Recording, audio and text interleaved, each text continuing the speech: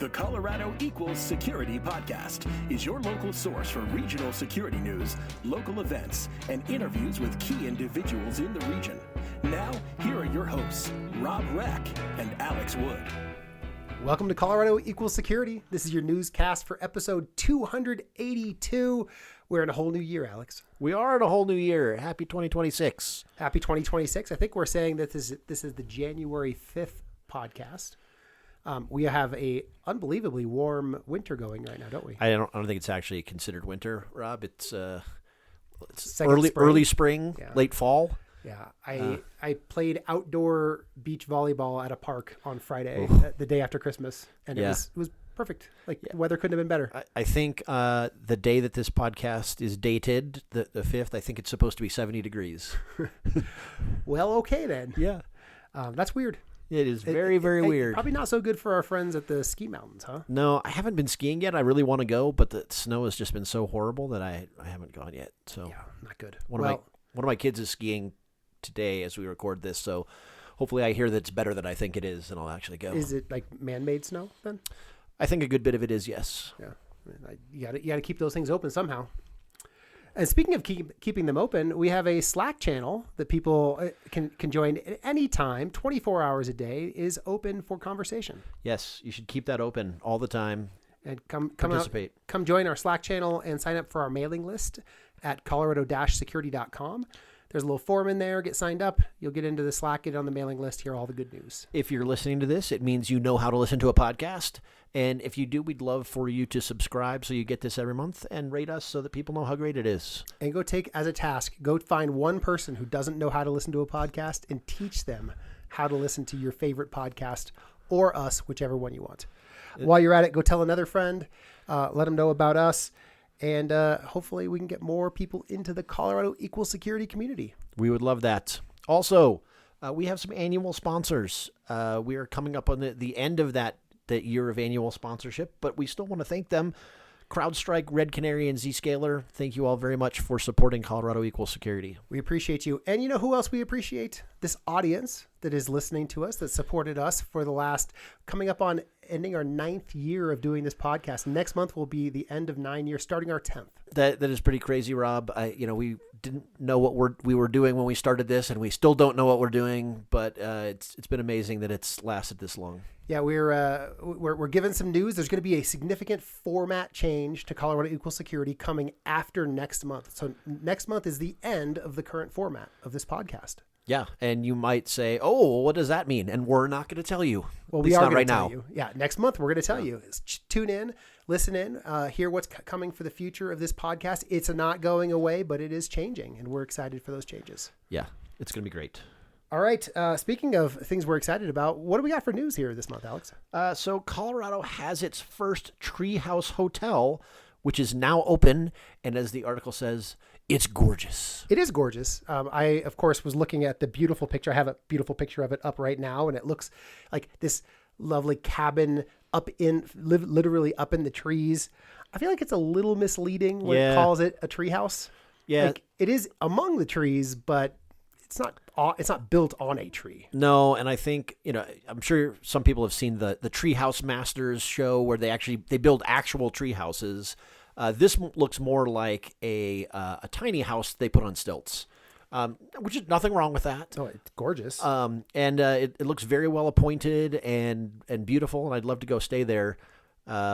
But yes, doesn't quite seem exactly like you might think of a treehouse. I think this story made the podcast because the headline was great. Once you get in there, you're like, well, it's not exactly a treehouse, but very beautiful. If anyone does go and stay at this new treehouse resort, we'd love to hear about it and whether we should go stay there ourselves.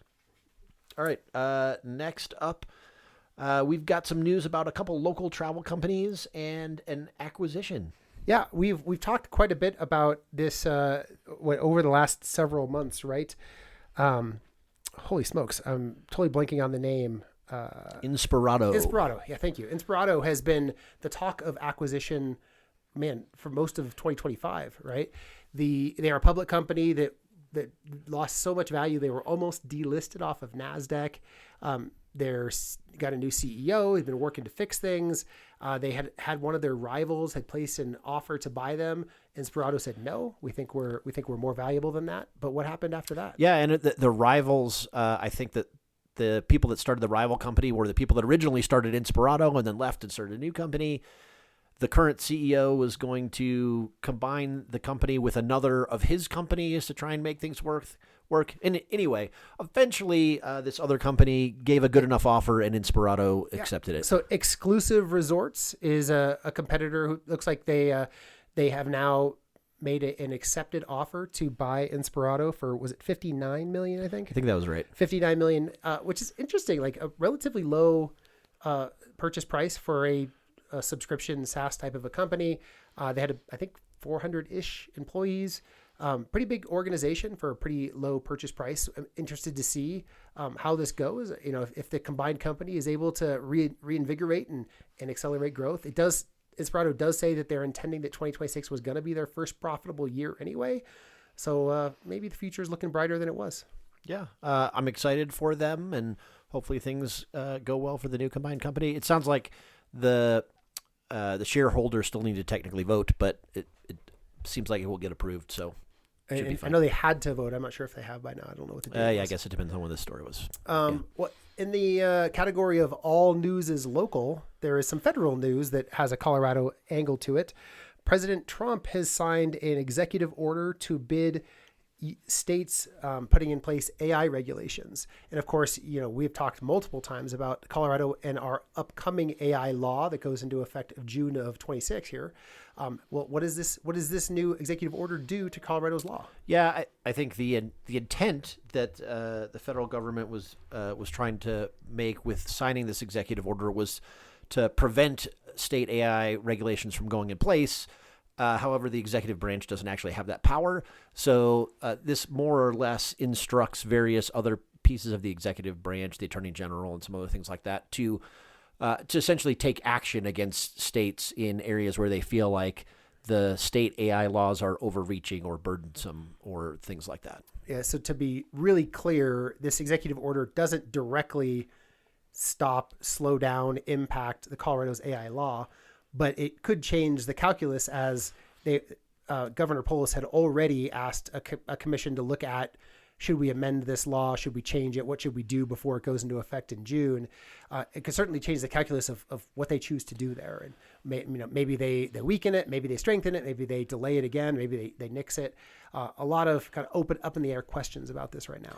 I think on the sort of positive side of this, one of the stated intents is that we want to make sure that the U.S. is positioned to be a leader in AI. And, if you have 50 different states with 50 different regulations, it makes that hard. I think as security professionals, we know that from various security and privacy legislation. I think obviously the easiest way to do this is pass a federal law that has preemption for these state laws. But I don't know how likely that is, considering we haven't seen that for any of the other things that are related to this, whether it's privacy or security. So, and maybe this is the place it could happen because there's more money on the line here. There's more.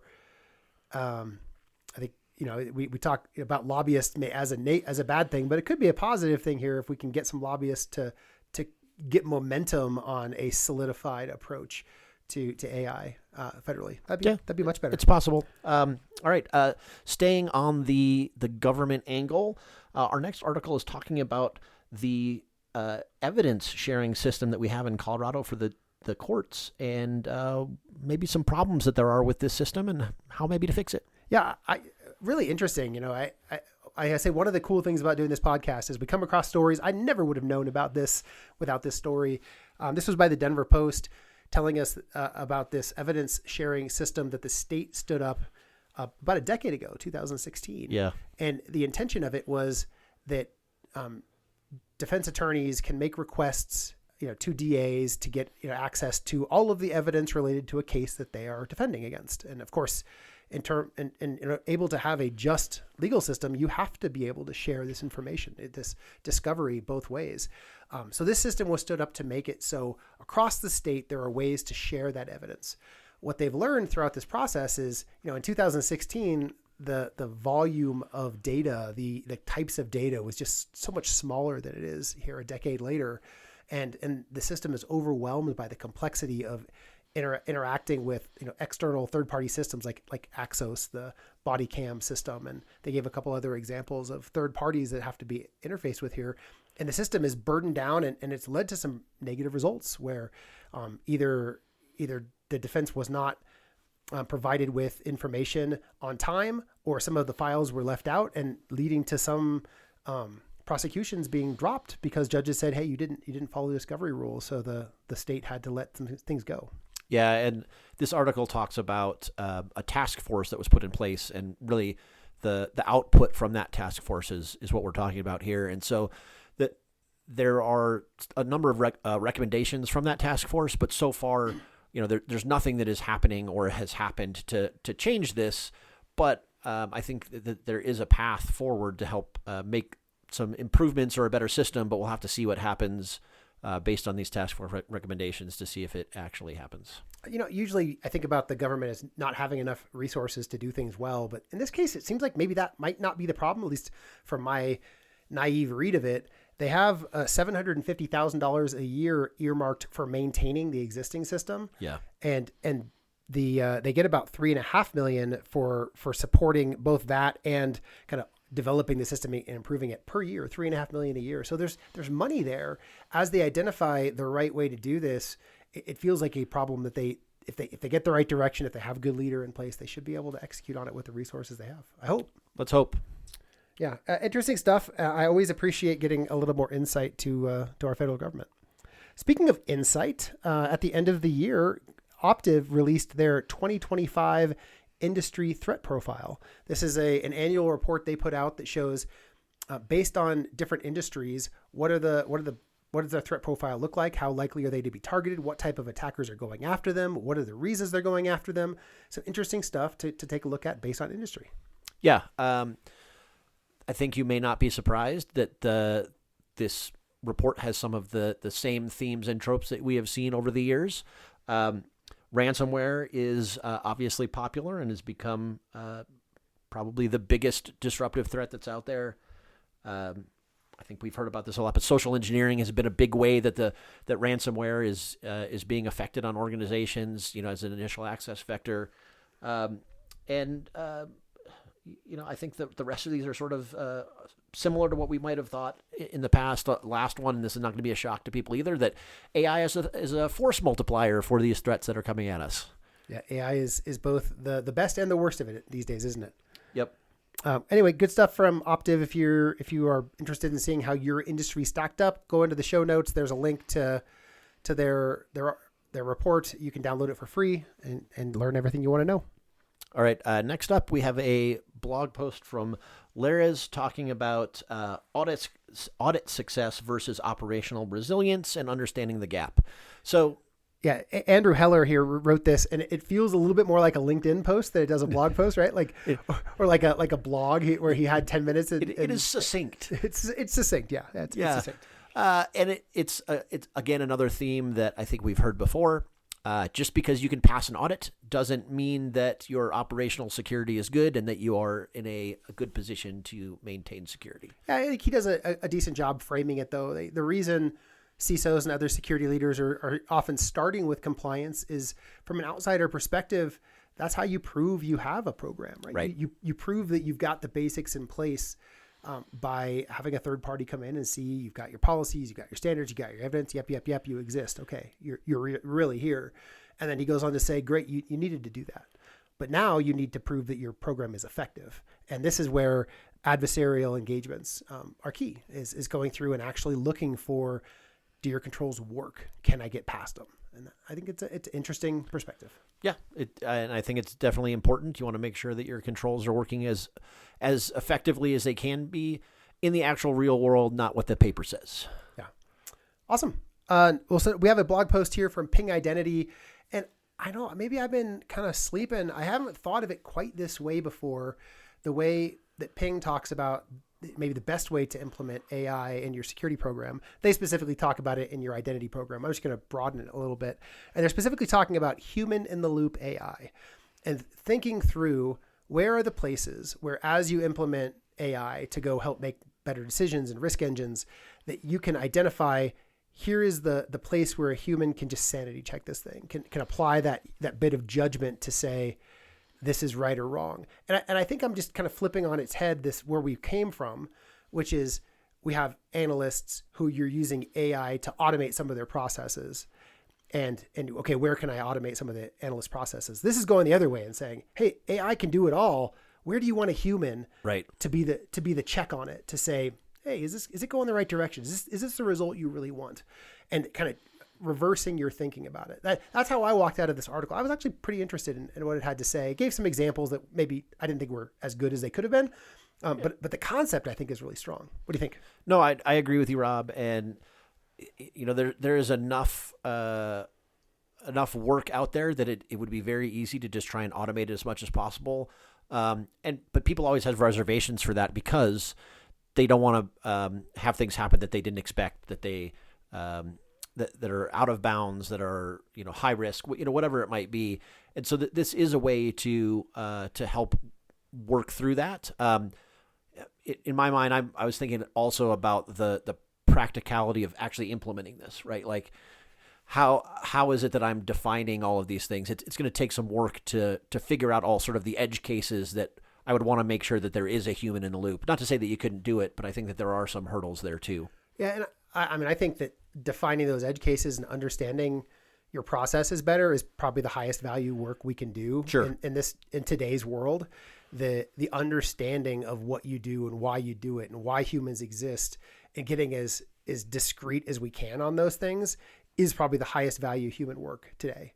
Maybe relationship building, but you call those things as like, what do we want to be doing? And any of us who are actually busy spinning the hamster wheel and not doing that kind of meta thinking are maybe not in the highest value place that we could be in our companies and our day-to-day life. I think the other part of that too is that we often don't do that work because we are buried in doing the mundane volume of things. But if you take all of that away and you can really focus on that high quality work, I think it is valuable. Yeah, and I appreciate Paying Identity coming up with a good blog post to walk us through that. And I think we have one more blog post. We do. So this is a Red Canary blog. Title is Beyond the Bomb: When Adversaries Bring Their Own Virtual Machine for Persistence. So this is, they actually are walking through a case study here, a real life incident in one of their, I assume one of their customers. I'm not positive about that.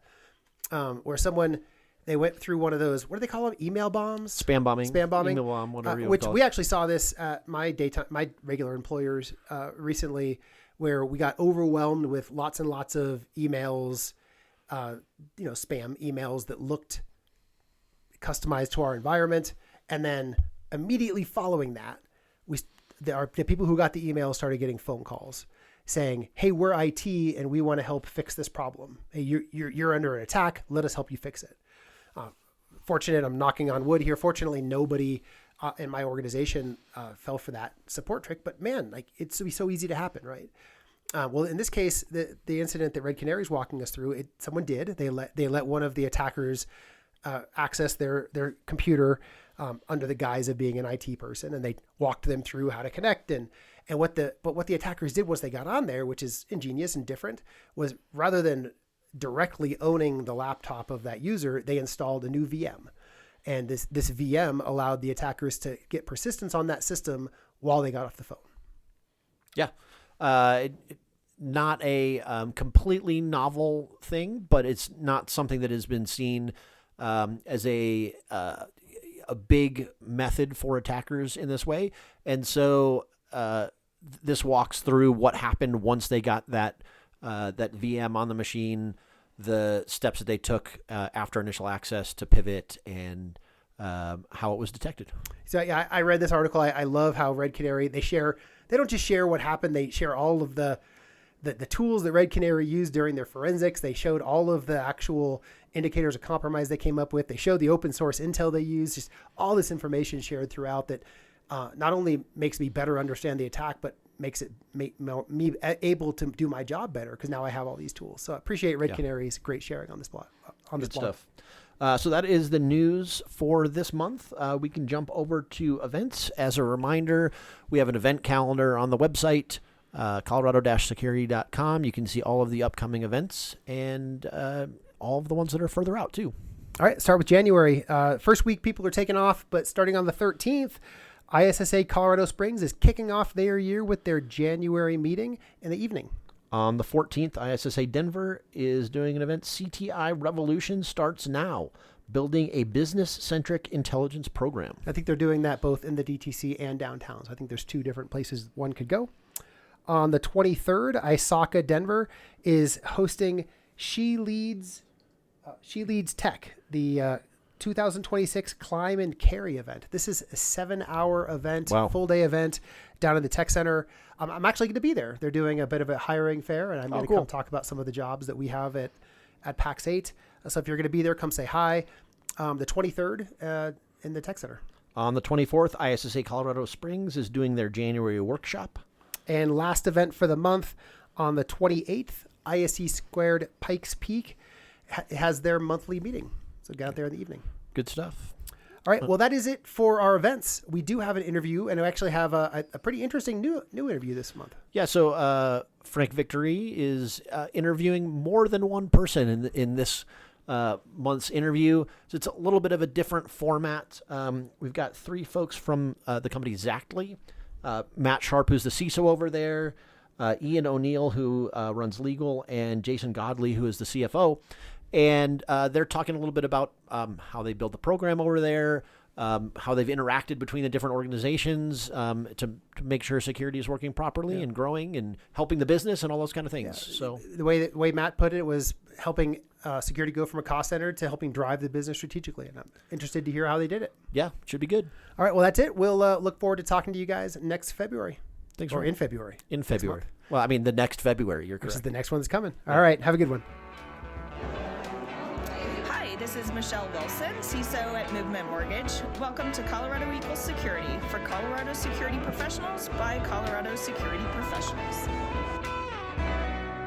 Good morning, good afternoon, and good evening. This is the Colorado Equals Security podcast. My name is Frank. I am your host here. And today we have something completely different.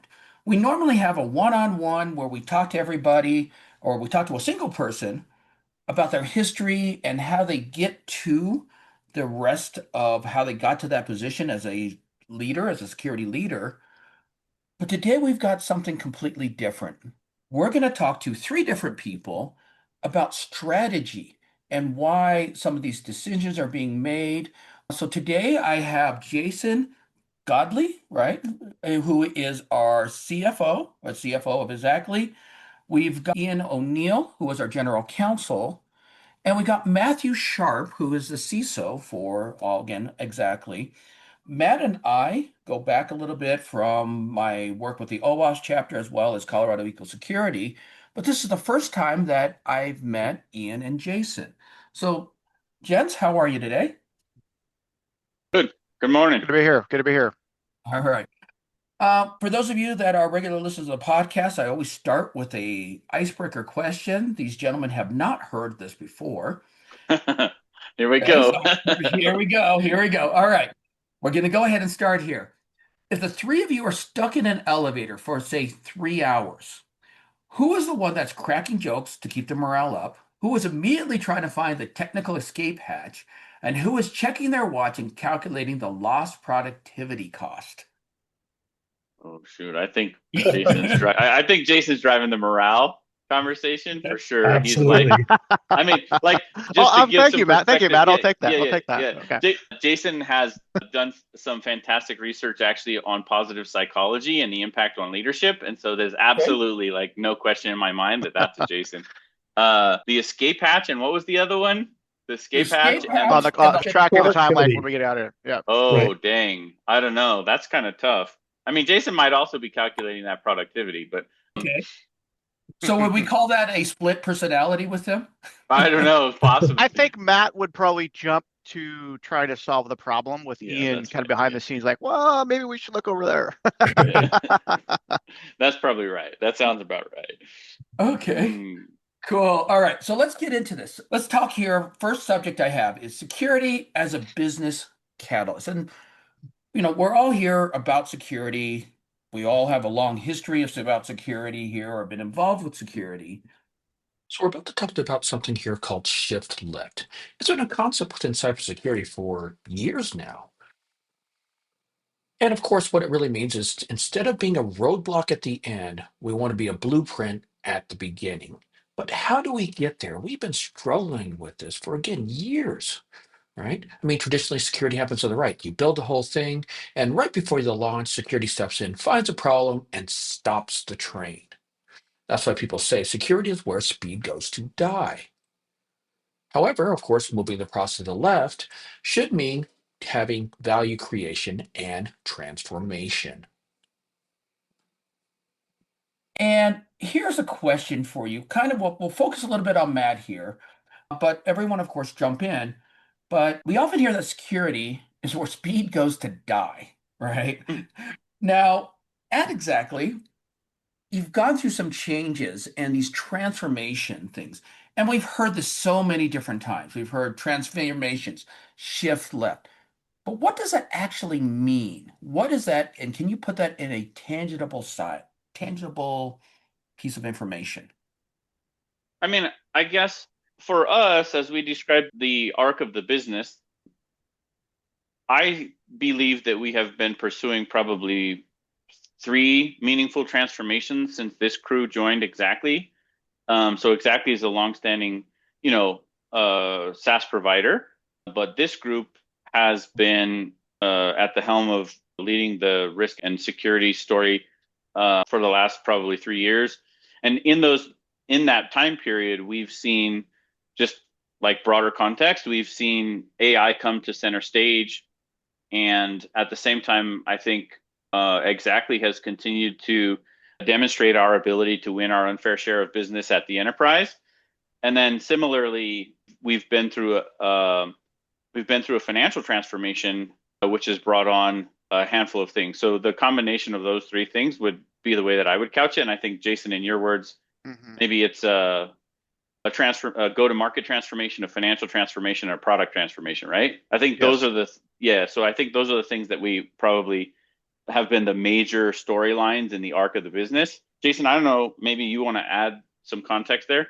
Yeah, I think you're right, because I think this will come back to when we double click on some things. So zooming way out, right? We are a private equity backed software business, which has its own DNA.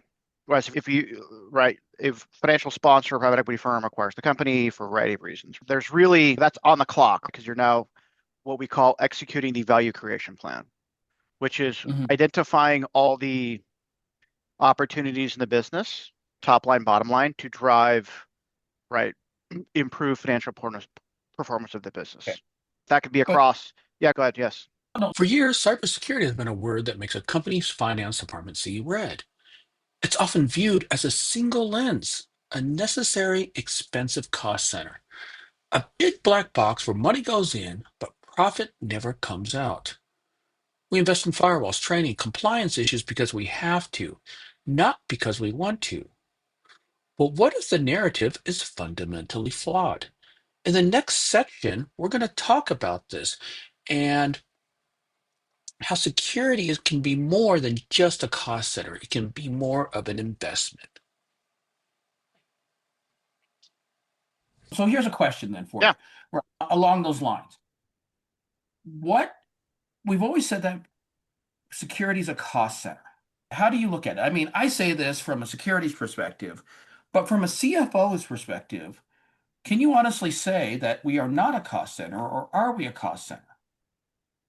How do you see that? So I think me personally may be different than others. Of course, what he's talking about here in the CRO is the Chief Resource Officer. Not usually a standard title, someone that manages people, budget, tooling, data, and time. What could be some of those responsibilities? Well, strategic resource allocation. How do you control that balance spend across secure coding, IAM, also part of those preventative controls?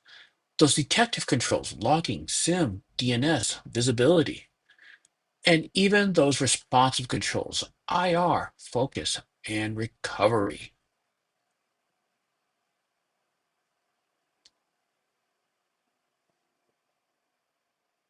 I think generally, unless it is a directly revenue generating cost, right? Marketing, sales reps, etc. One could make the case that everything is effectively a cost center, right? And I would agree with you that the CISO organization can get bucketed into the less interesting spending because it is perceived to not be directly associated with, in this case, revenue growth. I think where Matt has done a good job and where companies can find success in getting out of that paradigm of being perceived as a cost center is aligning the activities that are being done with business objectives. So for instance, in our case, we have continued to gain traction in large enterprises because our product suite, as Matt mentioned, part of the transformation was having a product set that is well situated for the large enterprise. Well, with that, we also needed to upgrade and up-level our overall legal and InfoSec posture, right?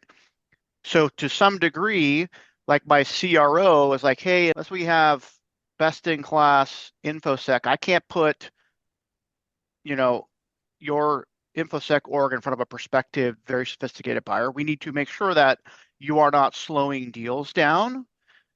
So therefore, by aligning investments against InfoSec with a real, quote unquote, sexy business outcome, in this case, generating enterprise sale, it completely changes the conversation from a cost center to, it may be a cost, but there's real tangible strategic value to the function because you're going to increase the win rates of large customers. In that case, everybody wins. But how do we show that? I mean, everything that you're saying is making sense, and Yes. we've talked about this. But what would be meaningful metrics to you? My standpoint, I'm currently serving as a principal security engineer. What would I do to make sure and get that message up to Matt and then eventually you to prove that I need this money? I need this $500,000. I think that's two questions, Yes. perhaps. Yeah. I think the first one maybe, and I'll let Matt jump in, is, again, let's go customer acquisition with large enterprises. How do you make the end-to-end buyer journey a positive experience where they're learning, getting what they need? So the way Xactly historically interfaced with customers was clunky, not obvious, not very interesting. I think Matt did some very good job using AI and a bunch of other tooling to make the experience of the customer when engaging with InfoSec completely different to drive time to close of our transactions versus us getting in our own way. Go ahead, Matt, on some of the stuff. Is that? Yeah, I mean, like the things that come to mind for me would be when Sam gives at the end of the period, he talks about like how did we do, and he gets to highlight some of the exciting wins that we've had. I think we have 70% logo attach rate, and because our revenue skews to the larger enterprise, like there's a few logos that dominate the revenue every quarter. We have a 80+% attach rate. So those deals don't get closed without InfoSec participating. That's full stop, right? So 70% of revenue or 70% of logos and 80% of revenue doesn't onboard into Xactly without the InfoSec team participating. And that's full stop. But I think Jason's highlighting some of the other things that we've done to sort of streamline the experience. So behind the scenes, we've done interesting things, which are really sales enablement. If you think about it, like, yes, we got to get a SOC 2 and sort of have the basic credentials to participate in the conversation. But then we've also taken the forecasting app and done some AI pipeline driven analysis with proactive outreach to our sales team members to talk about like, hey, we see these few deals are in the late stage. You're targeting closing these at the end of quarter, but they haven't started cyber diligence. And this is going to create friction and potentially cause delays in revenue onboarding. So that's one thing. I think we've obviously created these fairly robust packages, which, 6 or 7 years ago wasn't actually as common as it is today. And that includes, the traditional artifacts that you're going to have. for closing deals within the enterprise, and we've positioned that proactively. And then we also talk about utilizing AI to ramp our team and to make sure that we've equipped the group. So we have trained some large language models on a handful of our artifacts, our policies, our control framework, some of the maturity that we have, and that allows a variety of folks to answer diligence questionnaires and engage with customers in a more efficient way. And so I think the combination of those things holistically help us drive revenue. But when you say a metric specifically, I think the logo attachment or the revenue attachment are probably the ones that come to mind like immediately. And if we're doing our jobs right, I'll give a specific example. Clearly, there's going to be investment that, right, you need to underwrite, but there's also, if we're doing the job right, the investment case is actually getting pulled into the business.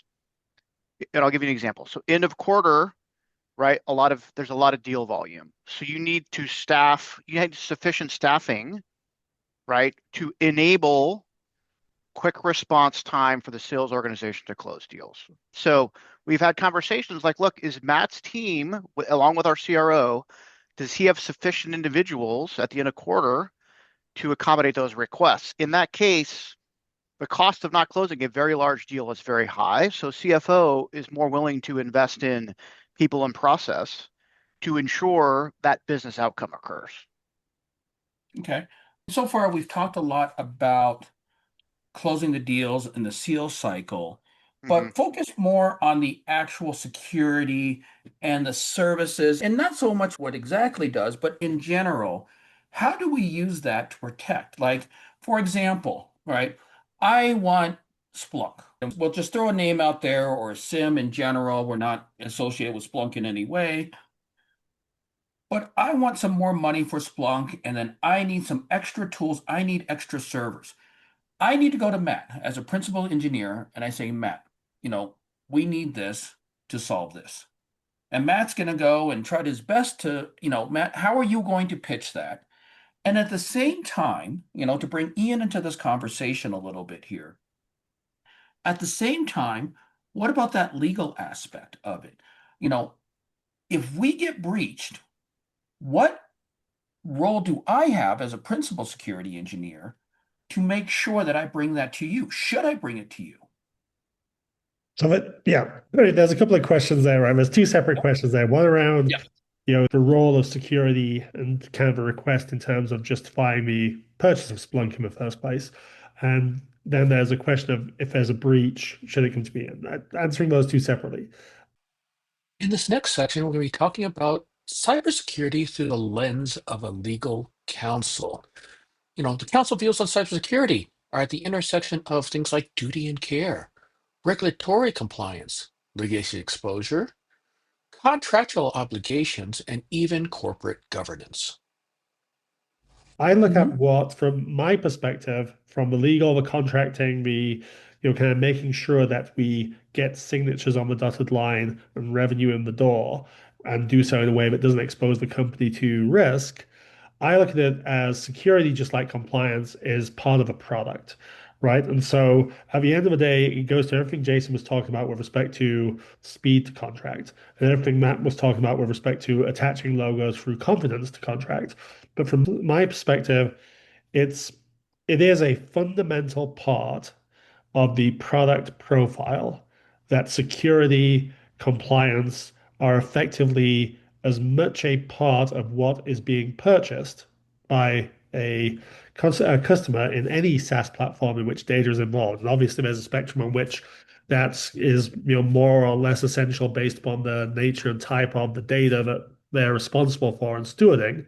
If they're a bank or a financial institution or a healthcare organization, it's higher. If it's less PI, more kind of PII focused, maybe it's a little lower, but it doesn't really matter. Fundamentally, in the analysis, compliance and security are part of the product that is being purchased and part of the contracting process. So from Matt's perspective, when he comes and asks for that purchase, at the end of the day, it's going to be part of a sale cycle, sale process, contracting process, right? And it can be very onerous, very skepticism driven on the part of the purchaser if they don't think we have security buttoned up, if we don't have data privacy buttoned up, if we don't have compliance buttoned up, then that's going to add a lot of extra friction, a lot of extra delay, a lot of extra doubt on whether contracts will close, how fast they'll close, how much diligence needs to be done on their part. So it's a fundamental part of a product. I liken it to the easy button from the old Office Depot ads, where when I buy a product as a purchaser, that is buying a product in which some type of data or information is going to pass through, and I'm going to trust you as a steward of my data under whatever legal regime that is, be it HIPAA, GLBA, GDPR, whatever the regime is.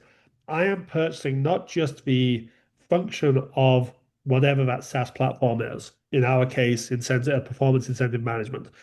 I'm also purchasing an easy button that my procurement and my legal team have hit to say, hey, any security issues, any compliance issues, any privacy issues that have to be worked through, wrangled, put together, you guys have already taken care of. So I'm hitting the easy button on that. I'm just buying off the shelf, compliant, secure, usable product that, yeah, there's technical configurations and implementations that need to be done. There is with any SaaS platform. But at the end of the day, it's off the shelf and I can use it tomorrow in terms of security, compliance, and know that it's safe.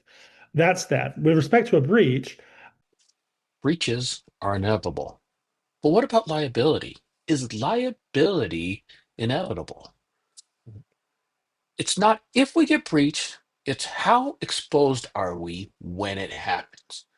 And a couple of primary post-incident questions there are things like, did we know about the risk? Did we act on the known vulnerabilities? And did we follow our own policies? absolutely, that's an entire podcast in and of itself. We can talk about how it gets escalated. But yes, if I'm not the first person on Matt's speed dial, then we have an issue going on between legal and security that needs resolving because we should be walking cheek by jowl in all of that. And I should be Matt's first call, both as the privacy officer and as the general counsel for any data breach, data security breach. We can get into much more details about why and where and what's of data breach security kind of incident response management, and we take that very seriously. But yes, absolutely. And I think that is also a part of our easy button, right? That when you are a purchaser and you're going through a contracting process, and I'm on the other side of the table negotiating from you, that should be, do you have this all in place? Great. Give me your agreement. I'll make one or two little tweaks here and there, but I can sign off on it. And that includes, if there is a breach, do you have your processes down? Do you know exactly what's going to happen? Do you know how to respond? Is that all part of the easy button I'm buying as well that security is taken care of? Okay. And I would just add on that, like Frank, you said as a principal engineer, you're looking to secure funding. I often like my pattern for framing an investment for Jason and oftentimes recruiting Ian to sort of collaborate with me as we take a business case to Jason includes other stakeholders. So if I can have my CRO or my CTO saying these are necessary for core business outcomes that are separate and independent from InfoSec, then it's great. Like this is going to accelerate our code deployment velocity, or this is going to improve the number of deals that we can get done, or this is going to improve our adherence to laws that we have to follow, or something like that. Like that, then it becomes much easier. But sometimes, so the other stakeholders that are involved, right? We have obviously, I think cost, risk, and value is a nice framing. So you can think about how much are we going to spend relative to the others. And if I can bring in efficiency in other departments, that often helps me frame the storyline outside of just the limited staff that we have, right? Like no security team is as big as the rest of the broader org. And technology teams are always an order of magnitude bigger usually. And then I think the other stakeholders that are involved are, of course, our regulators and our investors. And sometimes investors play a more significant role than others. Like we're backed by Vista. Vista has 100 SaaS portfolio companies. They're all software companies. So they have opinions on how this is done right and wrong because they get to learn at scale, right? Like they have 100 billion plus in capital deployed, and they're seeing the sort of same patterns of, a CTO with a bunch of people is developing software and releasing this, and the faster they can release it, the more they can integrate the AI value drivers into their business, like the greater financial outcomes they get. So sometimes my framing is we have to satisfy our customers. Sometimes we have to satisfy the law, and sometimes we have to satisfy our investors. But at the end of the day, like, I'm allowing those obligations in a variety of different ways to help dictate what we need to do. And then in addition to that, I'll complement with things like, this is going to reduce our tech debt and accelerate our deployment velocity, or this is going to, which allows us to deliver more features faster to our customers, or this is going to reduce the potential impact to discounts on our enterprise value because, you need to have something in place. And if you don't have that something in place, then it can erode the enterprise value at the point of exit or something along those lines. So I think there's lots of ways that I think about framing, and each investment is unique. So when you say Splunk in particular, right, like the first thing that comes to mind is visibility, but many of these data visibility platforms have opportunities for cost sharing and collaboration across the technology org. Many of these provide visibility that can accelerate other functions. And so probably my first stop on that would be, how can I involve my CTO's org or my CIO's org in order to provide or deliver more meaningful value or accelerate or enhance some other thing? So if I can, with Splunk, understand adoption of AI tools, or I can use Splunk to accelerate a consolidation of different tools because I can detect what tools are deployed in the environment and encourage a more rationalized tech stack that's optimizing the financial profile of the business. Like, those are all things that I'd like to bring to the table and have a partner at the table with me. So it's not just me asking for, additional money to support a security outcome, but instead we're tied to some kind of key financial metric or some kind of productivity outcome or some kind of a value driver for the business.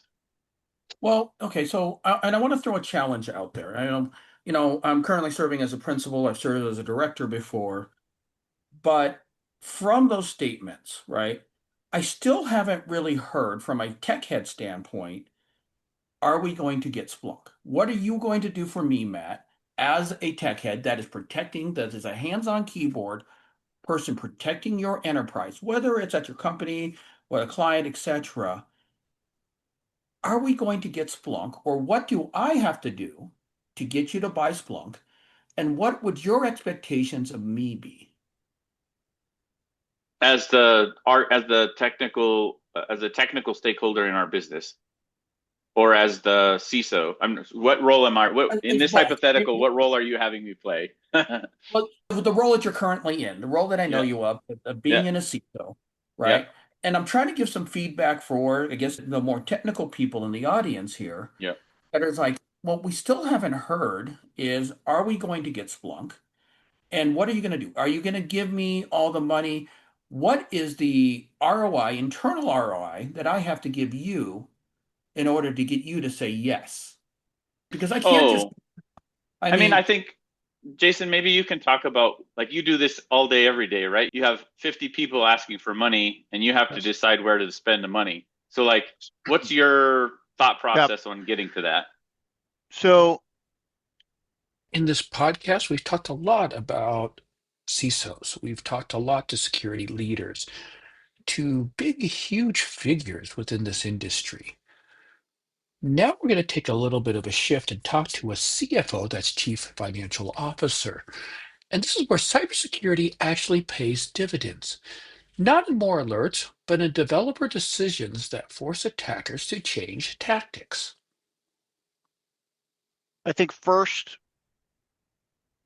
is, and I try to articulate this, and I've said it out loud to a lot of my stakeholders. I think first is the person who's asking for the money to really understand the mind of a CFO. So thing one, I am running a business. I am not running a budget, right? So a budget is one of many guardrails, but I'm in my mind solving for a variety of conflicting priorities across the business, right? But ultimately, I got to figure out where to, like, the default of the CFO can feel like it's no, but that's actually not the case. They're just trying to thread a variety of things. I think thing two, if I'm an individual, and I do this with my own CEO in terms of presenting ideas or investments, is, and I think Matt does this quite well, is having all of the arithmetic and all the ROI, however you want to describe it, but presenting it in shades of gray, right? It is not, Jason, there are certain cases where thou shalt do this, right? And you got to know when to throw the flag on the field, right? But most of the time, it is a trade-off decision between status quo and something else. So I think it's being very honest with oneself, and when presenting to me, talking about it in terms of, if we do this, we will get this and that. If we don't do this, we'll get this and that. That signals to the CFO that in this case, it's the CISO, has really thought through. They aren't just blindly saying we need this. It is, I really understand the trade-off decision that has to be made here, and am sufficiently comfortable having that conversation. And then that opens, I think, through that ability to present the pros and cons. It's almost like you're playing the CFO against yourself. You build trust, in this case with the CFO, to have a real conversation around what it is we're trying to solve for. And I think you can much easier get to yes. Because I think the default mode, at least of most CFOs, is skeptical of anything, not just information security, right? I think that coming to the table with some open-mindedness and curiosity drops the guard of the decision maker to then enable a more rich discussion about what it is we're trying to solve for. Because again, the arithmetic is a bunch of assumptions, right? So while it may say ROI is X, we all know that's can be a bit of an illusion. So through that conversation, can really understand what it is underlying the arithmetic to justify spending more money or not. Okay. I think Well, how do I? so. This is, if I can just throw something out there real quick, Frank. So I think as Jason was describing some of the things that I probably do in the book, in the CISO Evolution, we talked about some decision frameworks. We lean on Decisive. It's a book by the Heath brothers.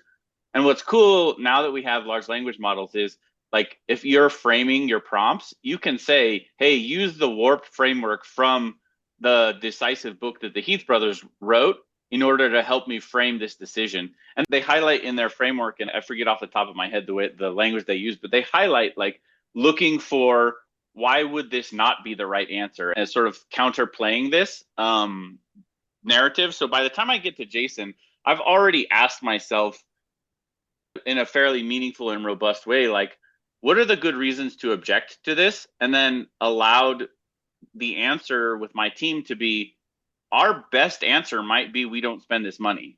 The best answer could be Splunk is a waste of money. And in some cases, it is, right? Like, Splunk has lost, I think, a decent bit of market share because they are not currently aligned with their customer base. Their financial model is broken, right? Like, they don't incentivize you to give them more data. They disincentivize that. There's an entire niche industry around limiting the amount of data that you send to Splunk because they charge you an arm and a leg to receive that. And on the flip, folks like Snowflake and others are very eager to have all of the data, and they charge you on compute or other incentives. So only at the point where you deliver value through compute do you actually get charged. And I think that's a much more productive business model.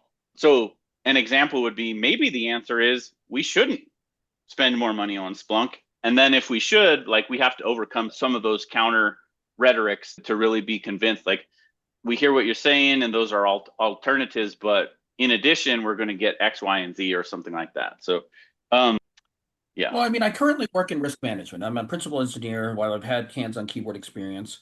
But, Jason did mention risk management and deploying that risk. So we've got a couple of things in play here. We've got, you're telling me not to use Splunk, and Jason talking about, what is the risk here? My answer, if you say we're not going to use Splunk, give me an alternative or something like that, whether it's these other products. Again, we're not aligned, or, we're also not against, at least, in this podcast, against any specific product.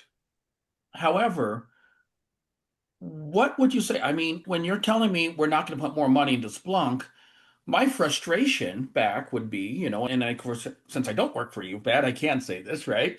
is that, well, blank you, right?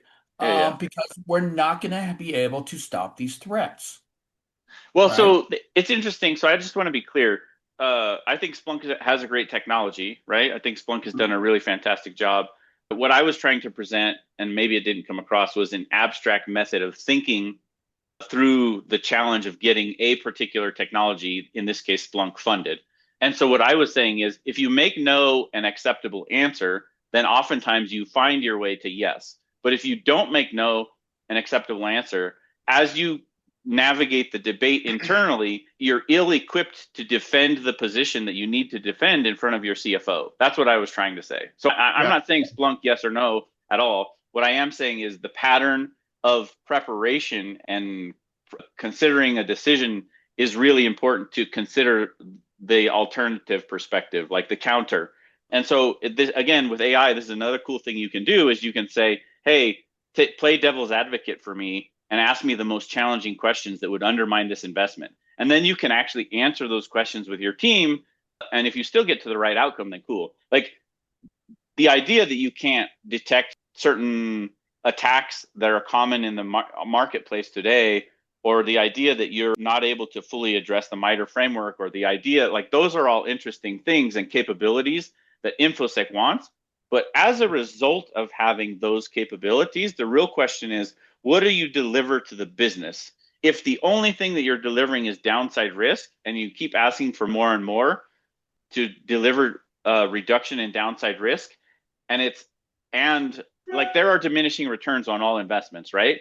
And so I think Malcolm Harkins talks about this in his 9-box. He says you have to consistently show how you're going to deliver greater risk outcomes with lower incremental spend on the total budget. So if Xactly has this explosive growth arc, and I can say you're going to spend a smaller amount on the total growth over time, that's a positive narrative, which basically allows Jason to say he's going to contribute larger and larger amounts of EBITDA to the bottom line and back to our investors.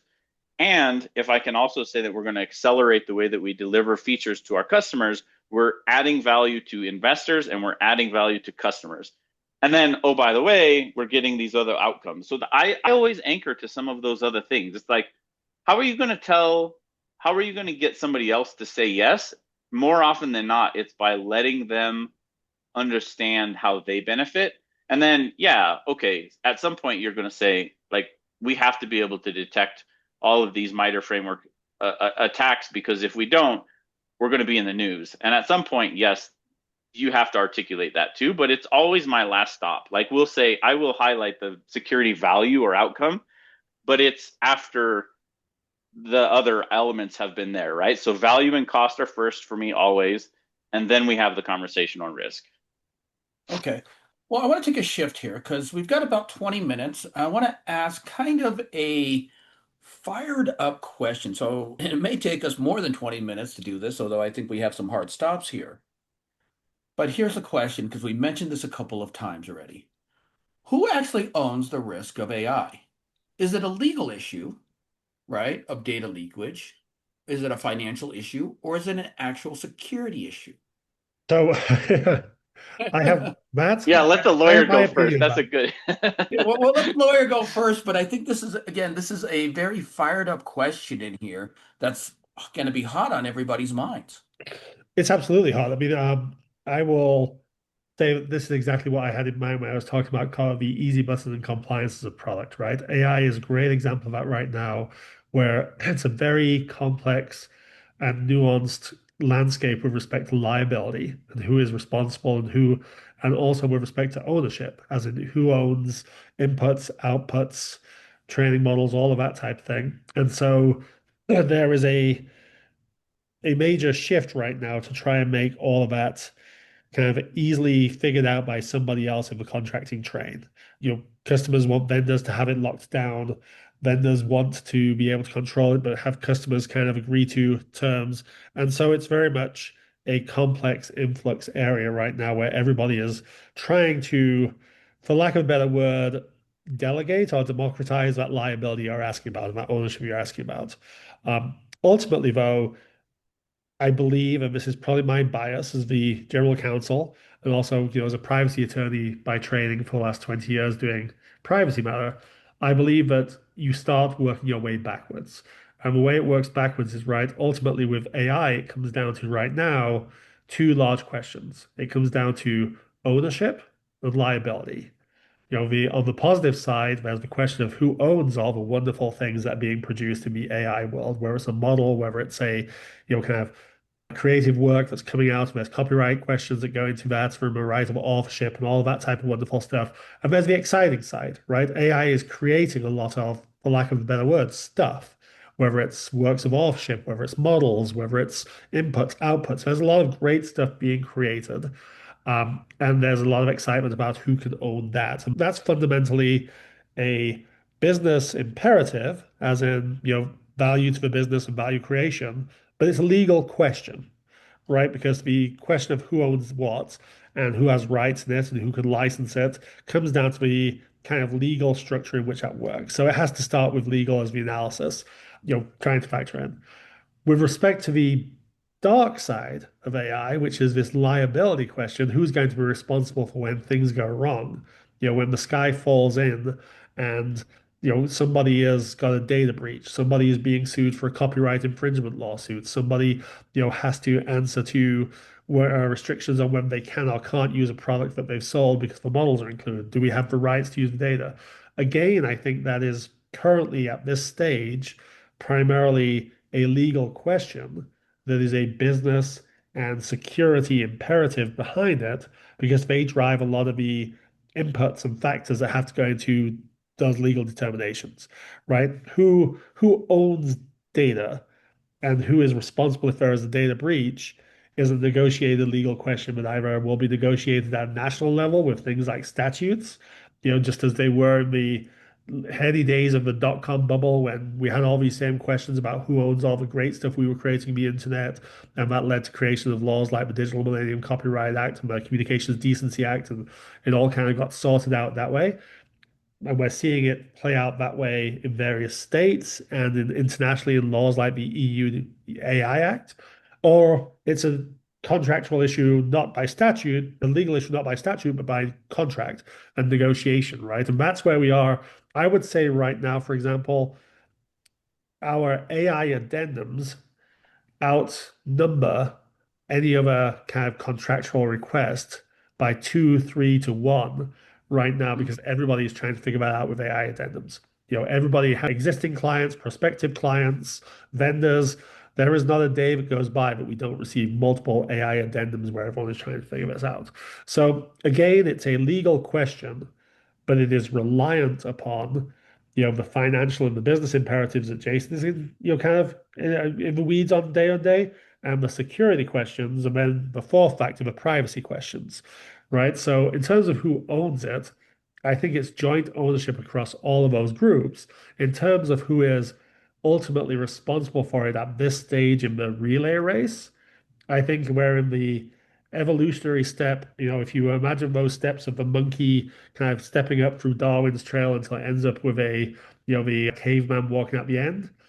Mm-hmm. Right now, we're in the evolutionary step where it's with legal, right? We have to decide kind of what is the liability, where's the liability going to go, what are the privacy implications, and then it's supported by security in terms of effectuating all of those decisions that are made.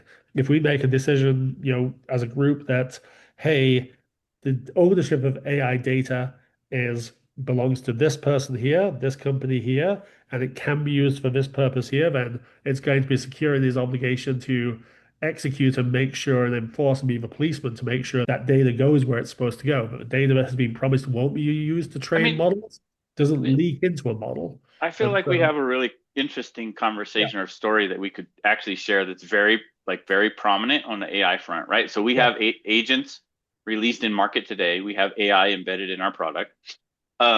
We recognize that those agents have non-deterministic behavior. We also recognize that the state of the art is evolving. And we also recognize that the legal liability framework and the expectations from the legal community are still opaque. There's no established litigation precedent by and large. And then we also have some executive directives on like who owns the legal liability. And so it's a really interesting time. And one of the things that we have done, there are many, in terms of understanding shadow AI, understanding MCP, understanding agentic workflows, but on the non-deterministic perspective, we've brought in a third-party provider to help us do some automated testing and give us statistical outcomes across a variety of tests, whether those be ethical, transparency, whether those be product abuse from a prompt injection perspective and on down the line, right? And so getting to the decision of should we buy this actually was brought to our AI governance council. Yep. And so, of course, we had to have the conversation with Jason on how much we're going to spend and how that fits into the annual operating plan, which it was unbudgeted. And then we also have to have the conversation with Ian on, does it make sense to spend it? Is this a way that helps us position ourselves in a legally defensible way? Because non-deterministic, inherently, we can't solve for 100%. There will always be in a non-deterministic outcome some exposure, some risk. And so the question is, how big is that risk and how do we quantify that? And so in this case, we ran statistical analysis with a series of prompts in order to get us to a point where we felt like we were reducing legal liability, demonstrating state of the art, and also achieving that in a reasonable budget profile. And so I think like that's an example of how the three of us shared the outcome of AI risk. Yep. Okay. Jason, how about some feedback from you on that one? Generally speaking, I mean, I think, look, I think these, from my seat, it is ensuring, because these guys clearly have a handle on a level of detail that the CFO and the CEO don't.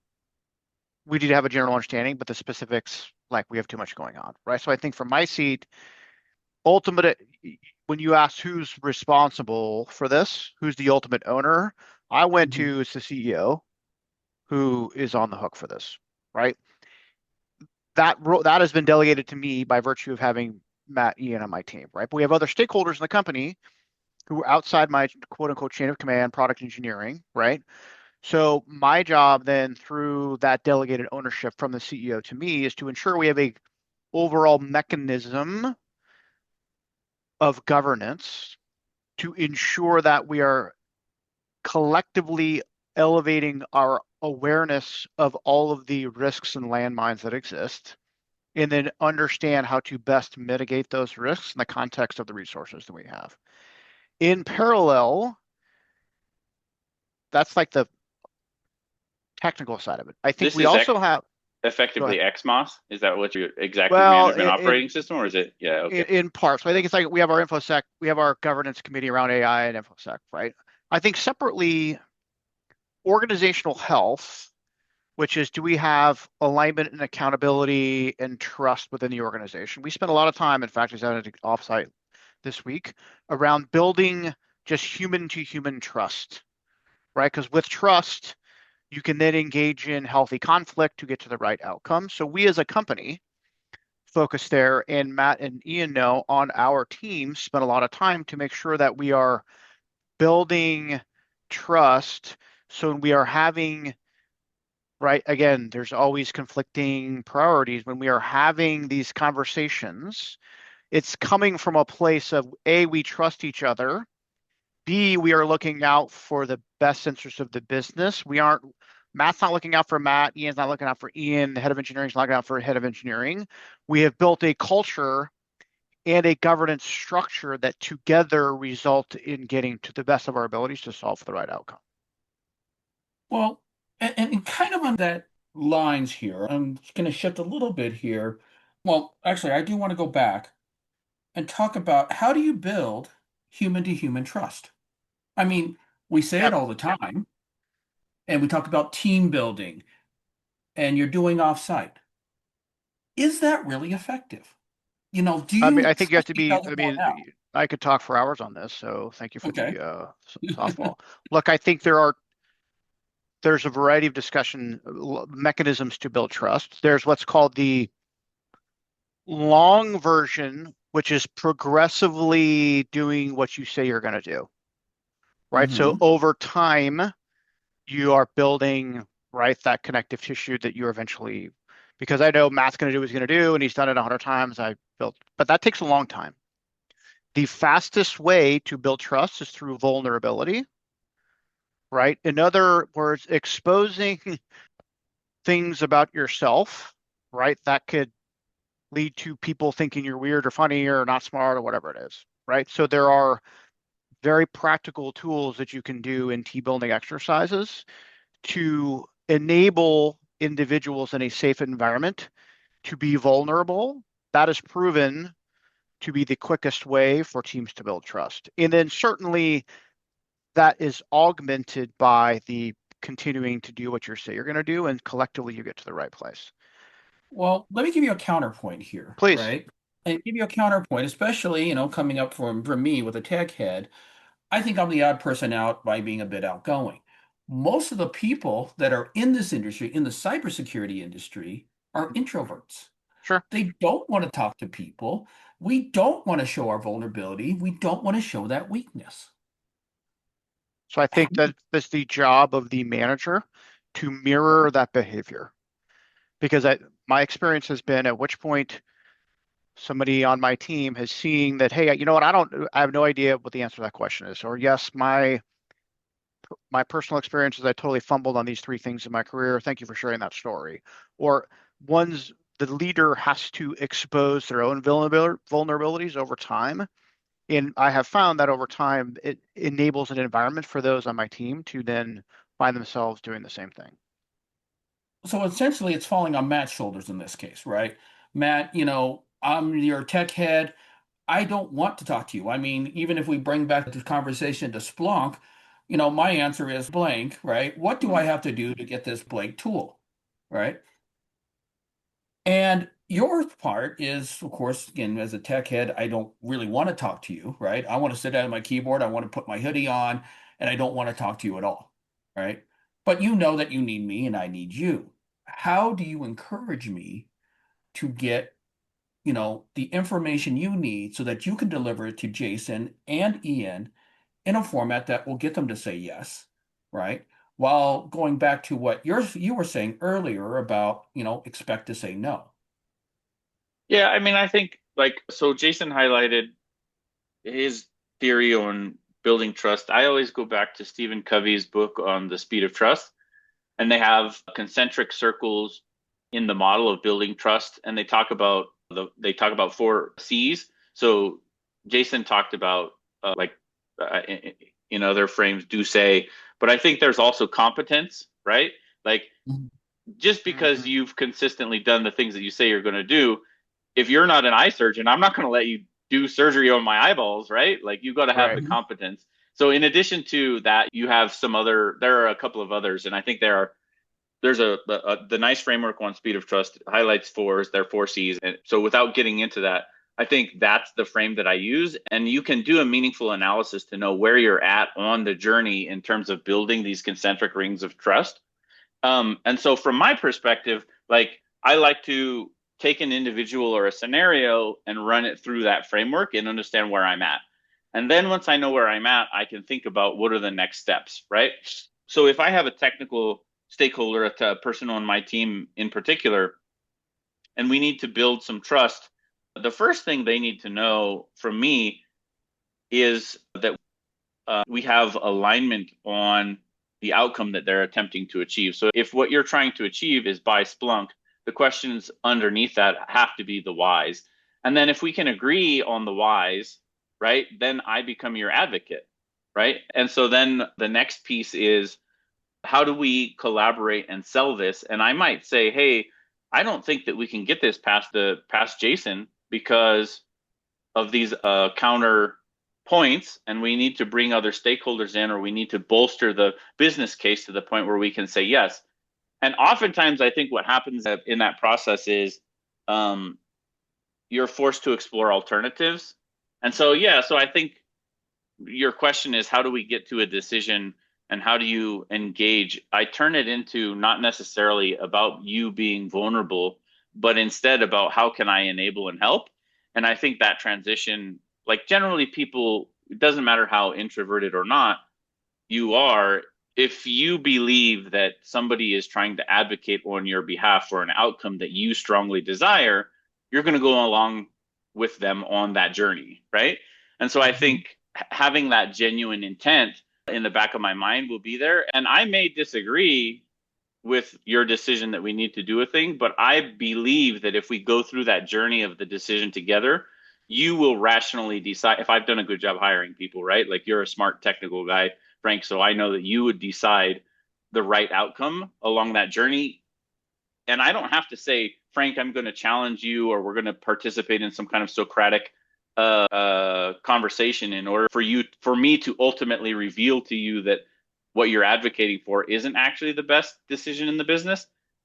And then I think there's also some truth to, look, even if you and I agree, and we do our very best to present a very meaningful business case to the business, there may be other things that we don't know or we don't understand that the business disagrees with. And in some cases, our job stops at choice architecture. Our job stops at building the best choice available and documenting that, so that the folks who are at the end of the day making the decision are ultimately fully informed and accountable for the decision they made. So if Jason says, Matt, you're not getting Splunk, it's a terrible investment and it's not appropriate at this time, then that's cool. We'll have a paper trail of the business case that was presented. And ultimately we may say, hey, here's the risk that you're accepting, and put a risk acceptance form on the table for him to sign.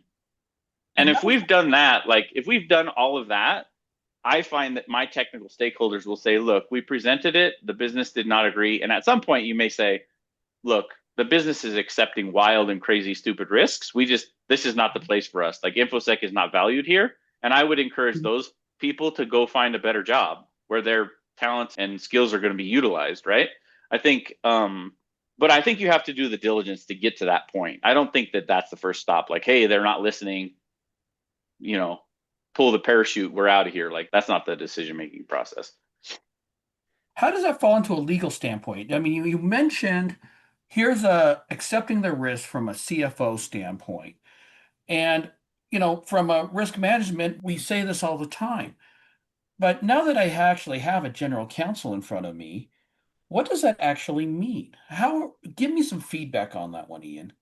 Well, In this last and final section here, we're going to be talking about the hot topic from 2025 and what's assuming to be 2026, AI governance and risk. I think this goes to, Matt mentioned earlier, the kind of AI governance committee, which is a good example of kind of shared decision making that way. I think for any decision, the Splunk decision would be a similar one here too, right? Which is, from a legal perspective, we would be one of the players in that decision-making process. I think, obviously, the risks that Matt was talking about that have been weighed and assessed and decided, hey, we're not getting Splunk, it's too expensive. There would have been a risk management component to that analysis, right? It wouldn't just be Jason saying, dude, you've spent way too much money this year, you're not getting that money. There would be a collaborative approach, which would be, look, at the end of the day, here are the risks that Matt is trying to fix or to plug with Splunk.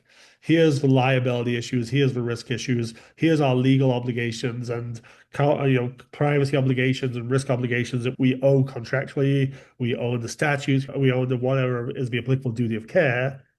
Here's what the decision not to get Splunk would mean for meeting those various levels that we have to meet. And that would be factored in terms of, okay, is there a way that we can still meet legal requirements without Splunk? It wouldn't be as simple as just, it's too expensive. And it doesn't matter if that means that we're going to not be able to, respond to a CCPA request for a data subject, for example.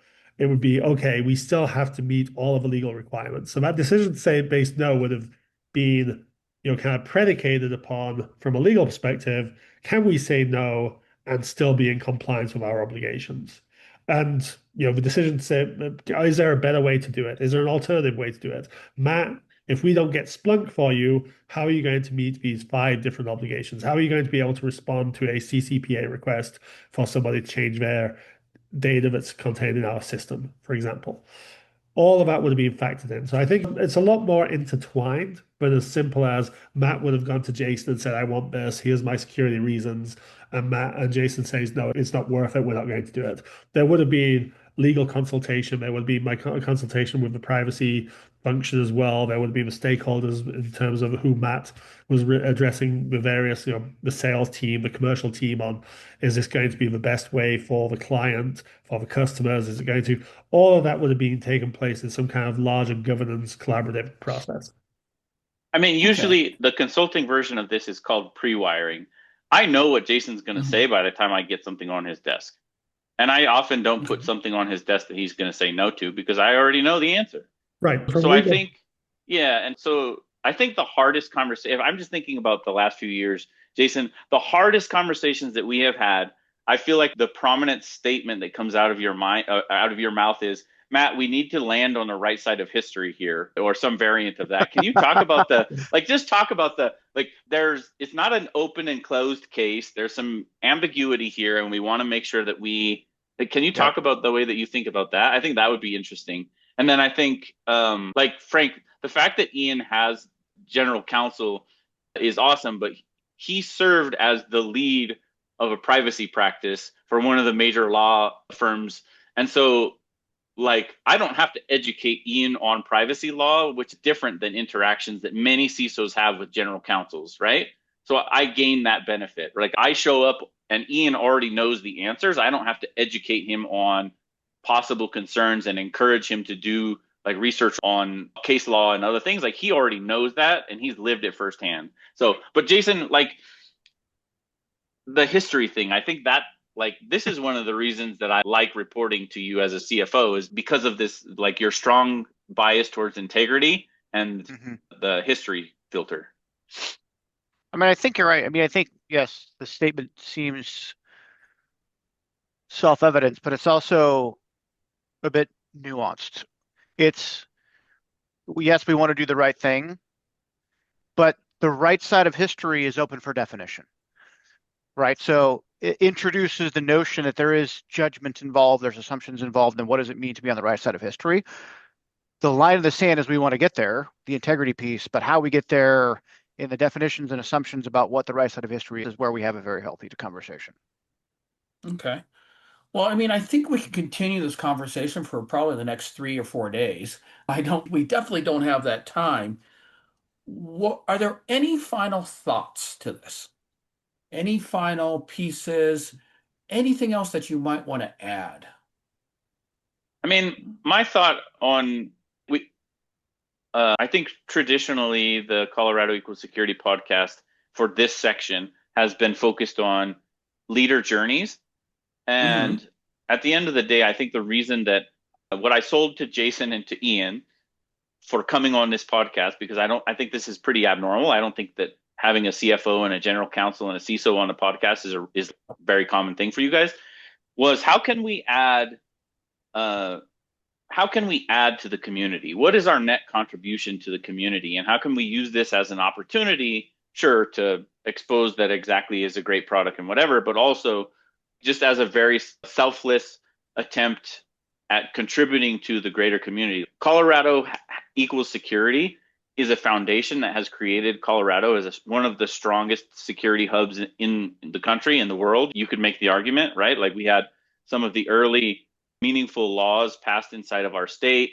I think going back, to a time before this, we had Rick Dakin, who was at some point the CEO of Coalfire before he passed, was advocating and working hand in hand with Mark Weatherford, who later went to California and then reported directly to the president, right? So we have a long, robust history of very strong cybersecurity in Colorado. And the question is, what can we actively contribute back to this cybersecurity community that is so strong and that has such a robust history with so many strong leaders? And so for me, the answer would be to expose some of the inside baseball on how decision-making actually occurs when things are difficult. That's what I was hoping to leave with the group. But Jason, Ian, I guess I would encourage you guys to use this opportunity to, you have unique perspectives with unique disciplines, and what can we actively contribute back to the community in the most selfless way? You're asking a lawyer how we can contribute selflessly. No. Please try to keep it within the next,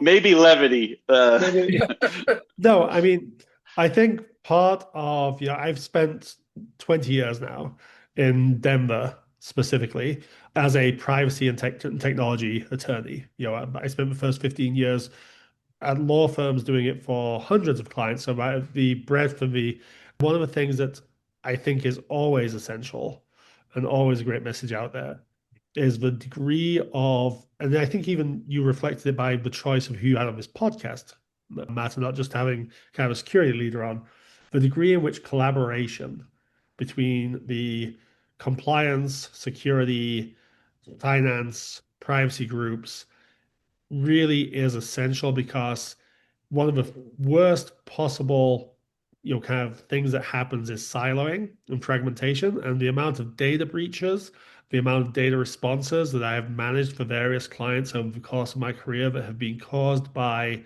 one hand not knowing what the other hand was doing, and decisions made in isolation that are sometimes a happy coincidence, it works out, but more often than not are conflicting or contradictory. I think the idea of a contribution here that the inside baseball is that it really is not a one single discipline area. The choice of getting Splunk was a great example, right? Into Splunk goes, what is the benefit for company? How much is it going to cost? What is the security aspect that security is asking for?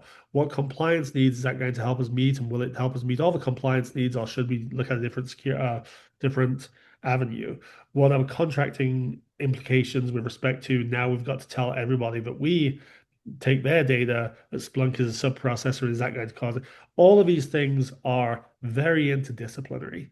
And so if I was to say anything for inside baseball, contribute back, it's the value of building kind of a shared vocabulary and a shared experience with your peers in all of those other disciplines, so that you are all kind of working as a group and a single organism. Emil Durkheim's theory of sociology, right? That a society is an organism in which we're all doing our own little piece. It's the same thing in security and compliance. It's a living, breathing organism in which we're all organs doing our own specialized function, but we're all part of the same body. And so that would be my one contribution back, is community over kind of specialization. Okay. And Jason, any feedback on that? Any final thoughts from you, sir? I mean, I think pulling on both of those threads, tackling all of what we talked about is a team sport. And as Matt would say, it's a contact sport.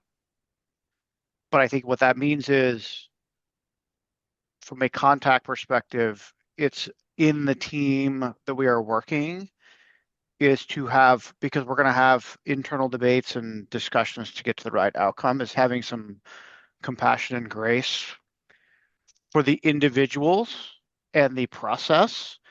And if we are trying to be effective as a team versus just being right, it kind of drops the ego of everybody involved, and we are united in our goal of trying to get to the right outcome. Okay. Well, and I think, again, that last statement about the egos and everything else, that could be an entirely another podcast right there, right? But we are out of time. In fact, we're actually over time right now. So I want to thank you for joining, taking time out of your day. If you need to find Matt, Jason, or Ian, we will have their LinkedIn profiles in the show notes. Again, my name is Frank.